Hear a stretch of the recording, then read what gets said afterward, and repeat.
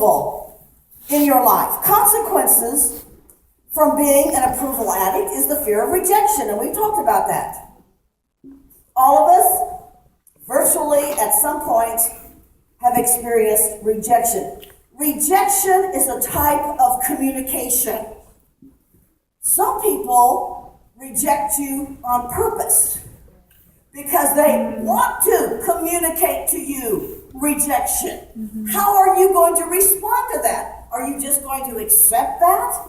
Or are you going to learn to hold up the shield of faith? I hold up that shield of faith against that fiery dart that just came at me. Sometimes I can be driving headed maybe to a situation or a meeting or something where I know the potential for rejection is there. You know what I do? I start talking about the shield of faith. I hold up my shield of faith. I'm going to walk in there. No fiery dart of rejection can get through the shield of faith. I'm totally loved and accepted by Him. I will not receive rejection. And we fight through that thing until we grab a hold of it and we know the truth of it. Listen, you need to get mad at that stuff that tries to come at you. Get off of me. Get off of me. We have to fight back. Everybody has that thing trying to come on and just suck the life right out of you. Fight back. Don't fight the person. Fight back. It's a spirit. Rejection can be manifest towards us, sometimes from someone by an outburst of anger. Or, how about this one? A disgusted look. Somebody just looks at you and rejection. I know my son used to talk about one of his teachers that she had an evil eye. Well, you know how teachers have to do sometimes. Well, parents do it too. Sometimes parents don't have to say anything, you just look. Well, it's one thing to use that as a form of discipline, it's another thing to use it as a form of rejection. Yeah. Another way it manifests an impatient answer. We don't have time for people. We just blow them off with an impatient answer. Really what we're communicating rejection. How about a social snub? Or in the case of author Brennan Manning, indifference. And I don't often do this, but I'm going to do it this morning. Whoops, as I'm throwing tissues all over. I'm reading for the second or third time, I'm not sure, second at least, Brennan Manning's book called Ruthless Trust. It's good. But he talks about the importance of understanding why and where rejection comes from. I don't like to be read to. Maybe some of you don't, but you're going to listen to me anyway because I have the microphone. Brennan Manning, this is really just a portion of his testimony regarding rejection. And he says this: the biggest obstacle on my journey of trust has been an oppressive sense of insecurity, inadequacy, inferiority, and low self-esteem. Wow, now that's a mouthful. He goes on, he says, I have no memory of being held. Now some of you, this is going to get personal. Some of you are going to feel this because you personally are relating to it. He goes on, he says, I have no memory of being held, hugged, or kissed by my mother as a little boy. I was called a nuisance and a pest and told to shut up and be still.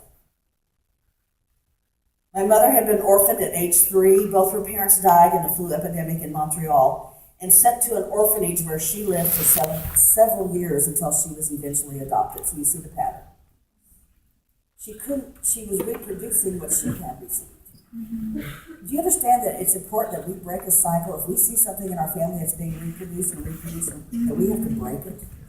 This little boy was experiencing the cycle of his mother's own rejection for several years until she was eventually adopted. Then at age 18, she moved to Brooklyn, New York for training as a registered nurse. Having received little attention or affection through those early years, she was incapable of giving any. It's not just our personality type, you guys. Sometimes it's absolutely a generational curse that has trapped us in a cycle that has to be broken. In his later years, my father became the kindest, gentlest man I have ever known. But when I was a child, he was never there. Burdened with the limitations of an 8th grade education, he sought work futilely and frantically during the Great Depression. I could not understand why he was never around except to speak a word of correction or to impose physical discipline. When I saw kids my own age enjoying a great relationship with their moms and dads, I concluded that there must be something missing or wrong in me. It had to be my fault. You know how kids think. Because I constantly blamed myself, the seed of a corrosive self-hatred took root. In the absence of any expression of attention or affection on the part of others, I found it unthinkable that God might have tender feelings for me. One snowy night when I was 6 years old, my father returned home from a hard day of job hunting and asked my mother how we boys had behaved. Pointing to my brother Rob, 15 months older, so if he was 6, so he was about 7.5, Rob. She said, "He's incorrigible. I want you to march him down to the police station right now, tell the cops to put him in jail and leave him there." And my father did just that. I knelt on the broad windowsill with my nose pressed against the glass, hoping against hope that my brother would return. Half an hour, can you just picture? Can you just picture that? Half an hour later, my father came walking up the street alone.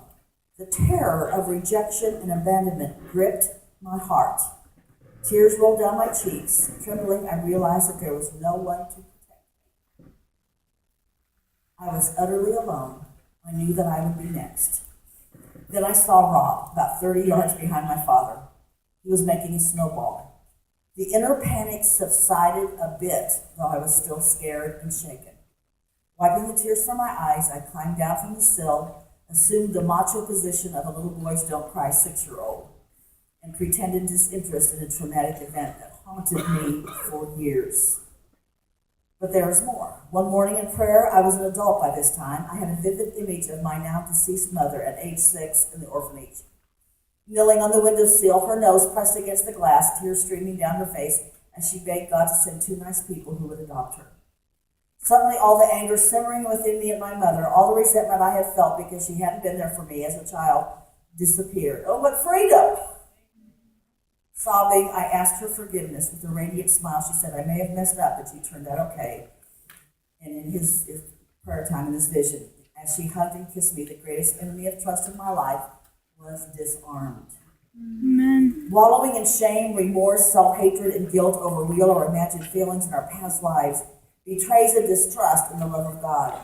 It shows that we have not accepted the acceptance of Jesus Christ, and thus have rejected the total sufficiency of redeeming work. You know, it's really pride if we stay stuck in that area when we know God is bringing forth redemption.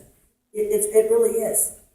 It's keeping us. It's saying, God, I know better about my life. This is who I am. No, you really couldn't have accepted me. No, you really didn't forgive me. You really didn't give me a new identity. And so what you're saying is, I know more than God. If you and I do not accept